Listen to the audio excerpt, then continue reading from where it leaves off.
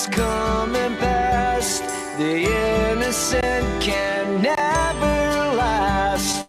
Wake me up when September ends.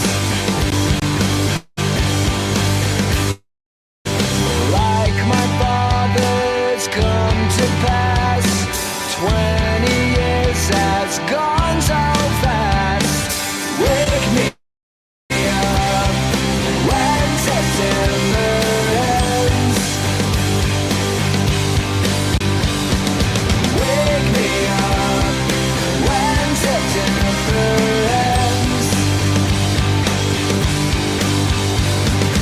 Wake me up when September ends.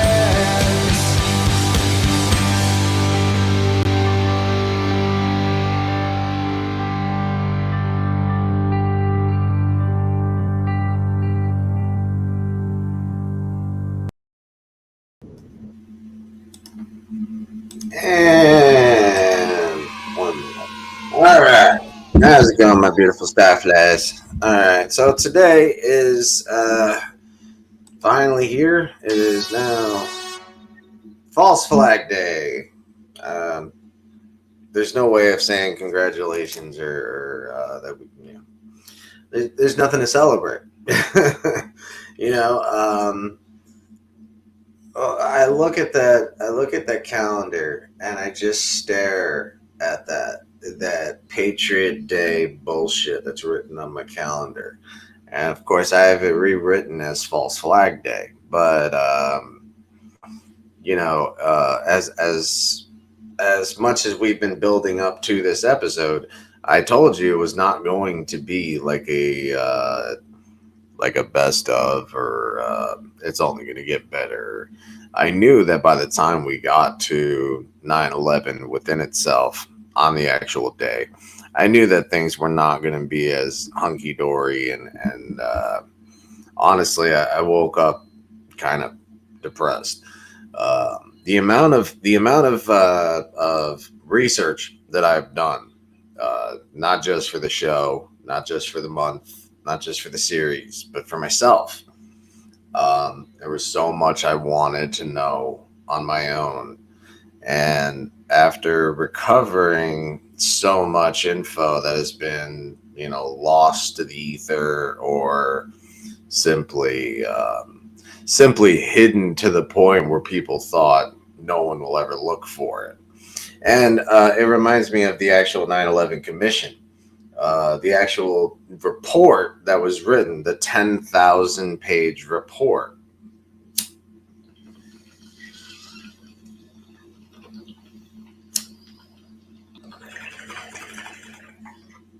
And so,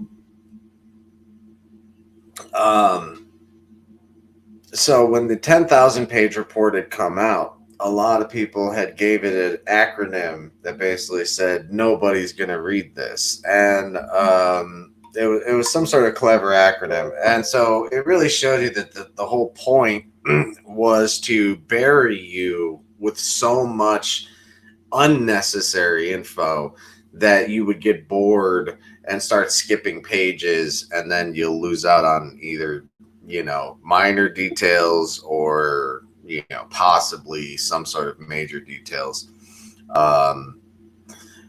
It was a trick. It was simply a tactic. Let's fill them up with so much shit that nobody's going to read it. I'm sorry, I don't know why I'm freezing up so much.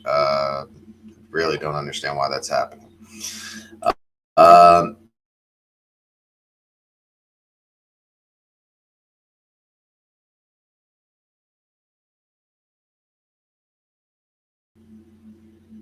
It's because my computer just starts doing it on its own. So it freezes my screen, and that happens. So after all of the last 10 days, I've shown you a lot, and I've tried showing you different documentaries, not just the same info, because what you will get a lot of the time is the same info over and over talking about the same subject. Since we have a plethora of information that the government had to eventually release due to statutes of limitations and FOIA acts, a lot of info has come to light that the mainstream media will never read. They will never look into it. They will never question it until they are told they are allowed to. Now, if somehow we had a entire government that had no interest in this shit, then we wouldn't have to do that. But we have to live under this lie because so much was invested. And I think I will probably end this with that Bill Hicks quote about life just being a ride. And so I tried showing you clips from Intercepted. Now, all of these are great documentaries and great editorials you can watch on your own. They're available on YouTube. I tried to pick all things available on YouTube so you yourself can look into it rather than taking my word for it. So I showed you guys parts of In Plain Sight. I've shown you Intercepted, which is about the NORAD phone calls. I've shown you Barbara Onager, Behind the Smoke Curtain. And what's funny is I actually kind of just learned recently what a actual smoke curtain is. I always assumed it was kind of like a Wizard of Oz kind of thing, like a reference to Wizard of Oz or something. It is not. A smoke curtain is what they would do, especially in like World War I and World War II. We figured out a way of making this kind of toxic, but it was like I think it was made of like sodium chloride and some other stuff, but it was basically a way for a plane to fly over the ocean, and if they see a enemy's battleship or any kind of ship going their direction and they don't want to be seen, the plane would fly over and drop down this mist. And this mist had kind of coagulated, it kind of magnetized, creating a very opaque wall that you couldn't see through. And it made it just a giant white wall across as far as the plane went.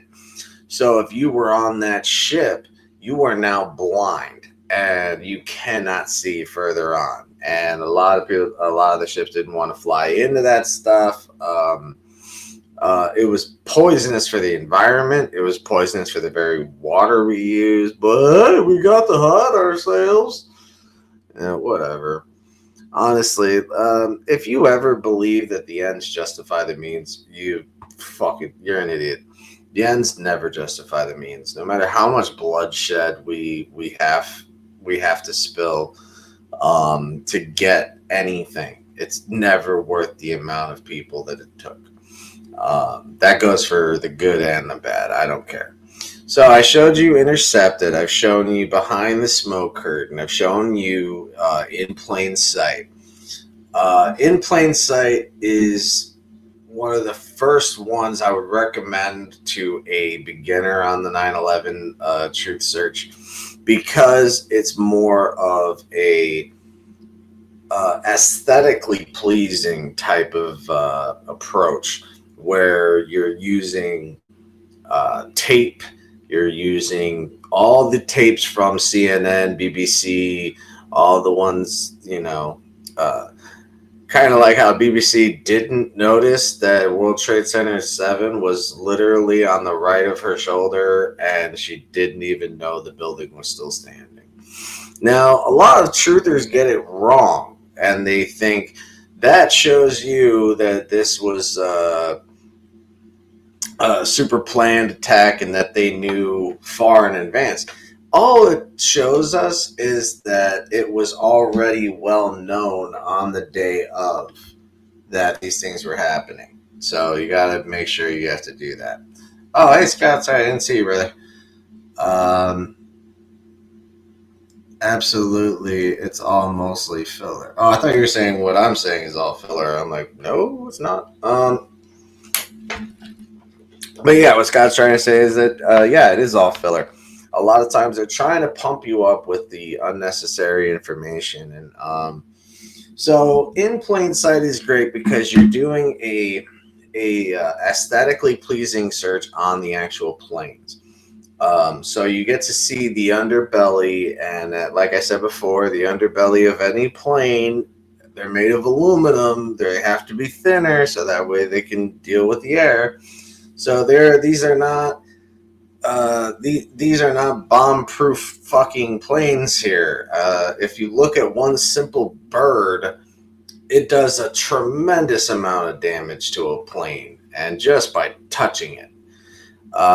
If you were to shoot a gun at a plane, it'll still affect it.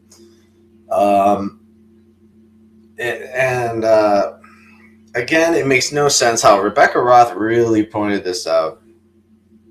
She's another, probably, in my opinion, she's probably the best authority on the air traffic control systems, the flight patterns in themselves. She is brilliant at breaking everything down to its bare core, and you can understand it. And she never speaks in code. She never uses, I read somewhere that the average newspaper is written in eighth grade reading levels because the average adult can't fucking read the word condescending. And so, it's nice that she breaks it down into those simpler terms for a layman, but she doesn't dumb herself down, and I appreciate that. I don't like my intelligence insulted. Um, so what this has done, the reason why I am not really showing any other clips is because the whole point of today was to explain what is False Flag Day done to us? What has the Patriot Act done to us? Well, it's done a lot. It's done a lot of it has done no good. We don't stop terrorists with this shit. We just stop each other from living our lives. So, for one, we live our lives on a fake platform that is literally hawk-eyed by the government. And all of your information on TikTok goes immediately to the Chinese government. So, do I think they're using this like Batman to map out all of where we are? No, I don't think so. That would be kind of a waste of technology. It'd be a waste of money. There's far too many disinteresting people to be following all of us. There are a lot of boring ass people out there. So, but we have passed that Orwellian factor, and we are definitely living in a post 9/11 time. And that's sad. The saddest thing is that we always have to say post 9/11. Whenever you're referring to America or security systems, you always have to say pre or post 9/11. And it's like a BC and AD thing, but really it's a way of saying, well, back when we had freedom before 9/11. And that's really what you're dog whistling. And you're absolutely right. I'm not saying that's wrong. That's absolutely right. We have lost our basic freedoms. We've lost our interest in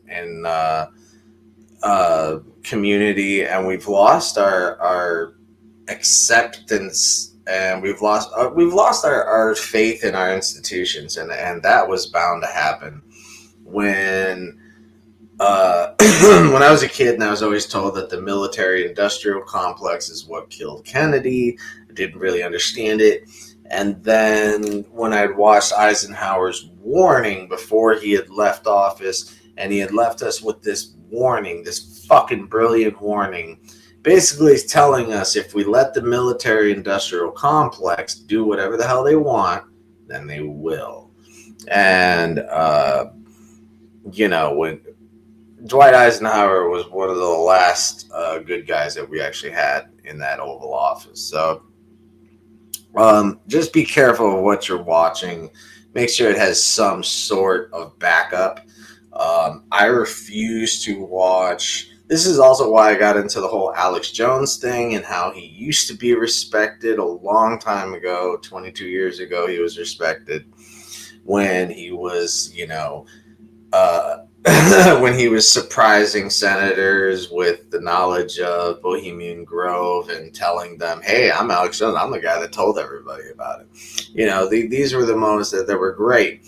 And then he just fell into that sensationalism, and that's all he ended up, losing his whole career because of that sensationalism. Now, when it came down to the Sandy Hook thing, whether you have doubts, whether you don't have doubts, it doesn't matter. The only thing that matters is that you don't go around harassing people, and that's what he did. And that's when I drew my line, because it doesn't matter what I think about Sandy Hook. What matters is how I react to it. And I'm certainly not going to be bothering anybody. And the last thing I want to do is chase down somebody who lost their kid, may or may not have lost their kid.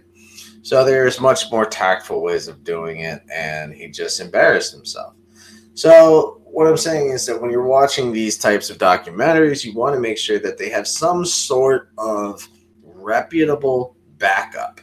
And so I'm leaving you with, in my opinion, the absolute best documentary when it comes down to all the changes and all of the, kind of a good sum up of all that we lost in there in the last 20 years. And this one is called The New Pearl Harbor. Now, of course, if we're talking about PNAC and,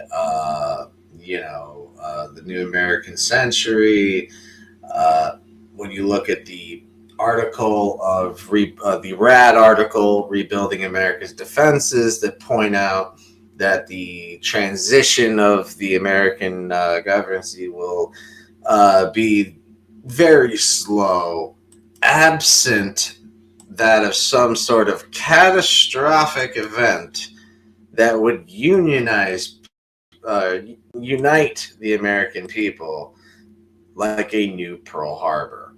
And then, it's no coincidence that the first thing somebody said was, "Hey, this doesn't remind us of the 93 bombing of the World Trade Center, which happened only a few years ago.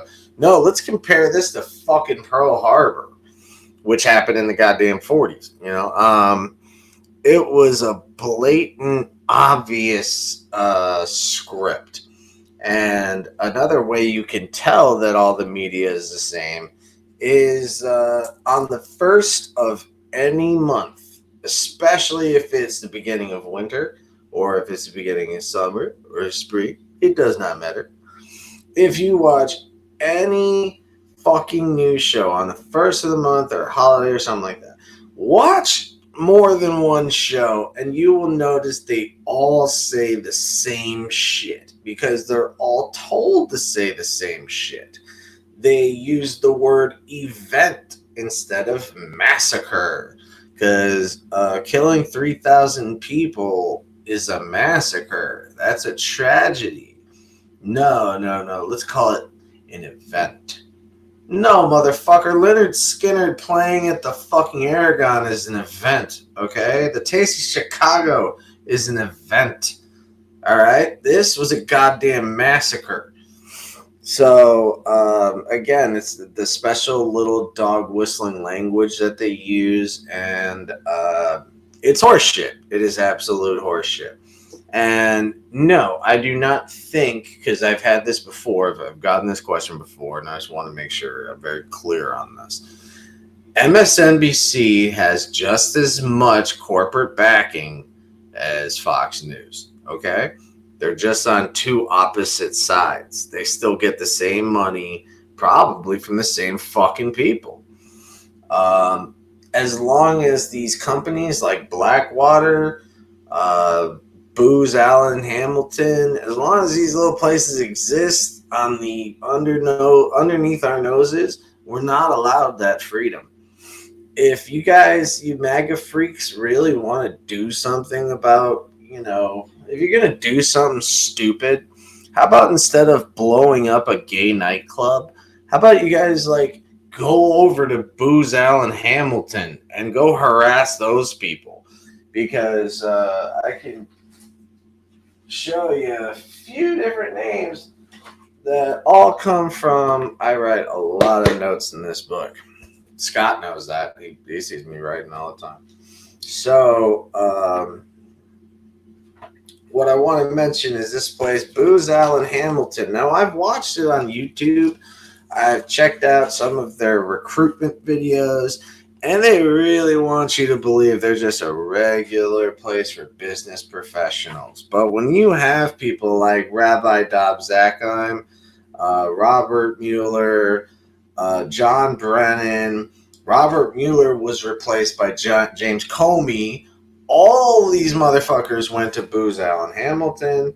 Look up the Khobar Towers bombing. A lot of the same names repeating that. You'll see Comey, Mueller, and you'll see Brennan in that one too. And if you look at the Khobar Tower bombing, the reason why I say it's so interesting is because, of course, everything goes back to Israel. But if you look at the actual bombing and put it side by side with the Oklahoma City bombing, I guarantee you might actually confuse the two because it's using the same fucking technology and it's using the same fucking devices, okay? And I mean devices as in the ethereal and the tangible. So I want to leave with a little bit of this is Dylan Avery. All right, now this is from the new Pearl Harbor. I highly recommend you go on YouTube. It's kind of hard to find this guy, so look up Barbara Onager Behind the Smoke Curtain, and that's the video I showed the last couple of days. Now, when you do this, you want to look for a name that says Vengeance. It's a YouTube channel called Vengeance from 1979. This guy has a great collection. And I've told this guy I'm going to shout him out on my show because he's got a great collection of stuff. Now, A80 for 9/11 Truth, of course, is going to be my go-to place. I want everybody to join the petition. Go to change.org. Sign up for the 9/11 petition. Let's get a real fucking case going. The International Court is supposedly trying to come up with a way because 80 different countries were represented on 9/11, meaning these were not American citizens. There were 80 different countrymen. So when you have that many different backgrounds, you need a government or a series of governments to come together and say, look, man, we just want to know what happened to our citizens because there are plenty of, like the Geneva Convention, there's plenty of different agreements, and truces and ratifications that say if the country where your citizen died did not do a thorough investigation, you have every right to go over there and find out what happened to your citizen. And the fact that nobody is doing it and they're still trying to get this together means America's definitely sitting in that corner, kind of, tapping his fucking holster and going, you sure you want to do that? Tap, tap, tap, tap, tap. So let's go ahead and show you Dylan Avery talking to a couple of debunkers.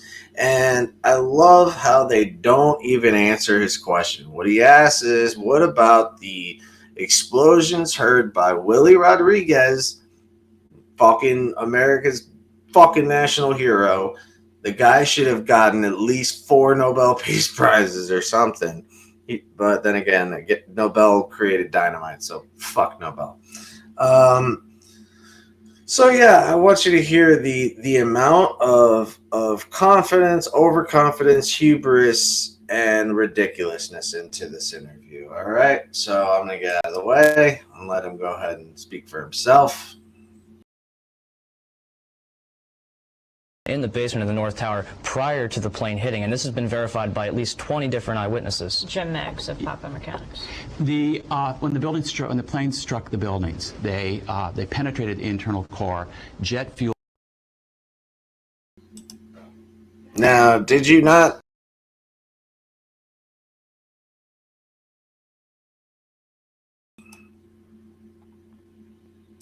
Did you not just hear the question?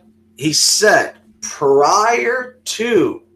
Prior means before. And notice the debunker will skip it and go straight into the basic talking points and completely ignored what he just said. Now, this is again off of the new Pearl Harbor. Let me finish it off and then we'll call it a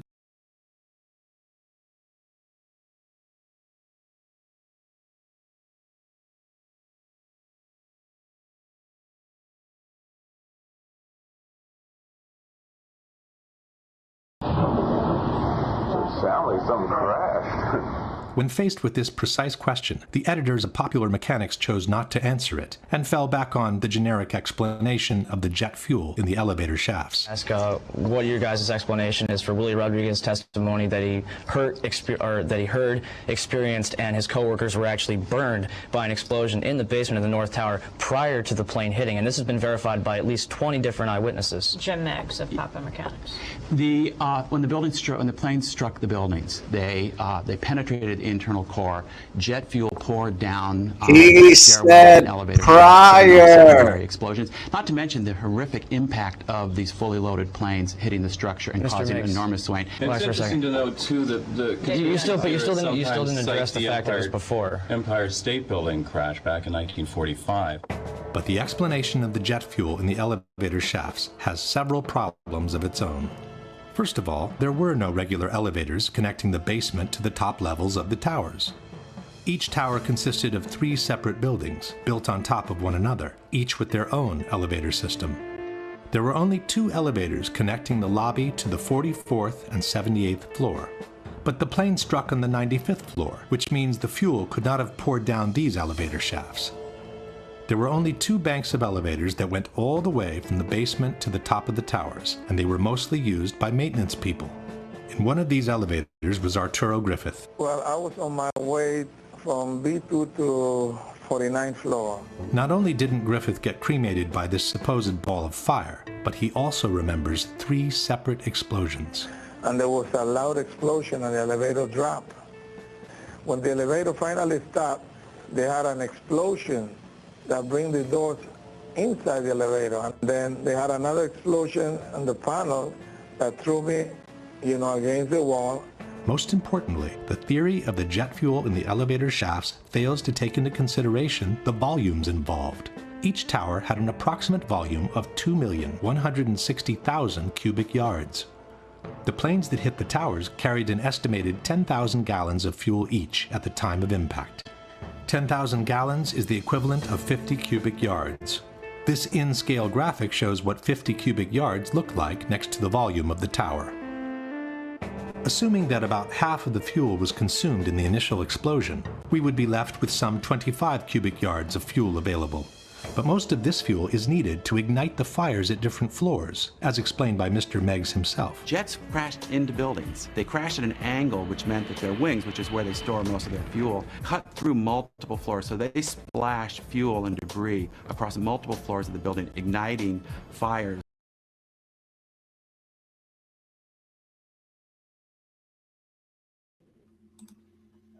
Okay, so what he's saying is that basically, if you have a child, outdoor swimming pool, if you fill that with jet fuel and dump it into a 108 floor fucking skyscraper, it's gonna burn the whole goddamn thing down. Again, no attention to physics detail. And again, if you notice, he completely bypassed the word prior. And then when he tried to get his point across again, he was ignored completely. Like he never said anything.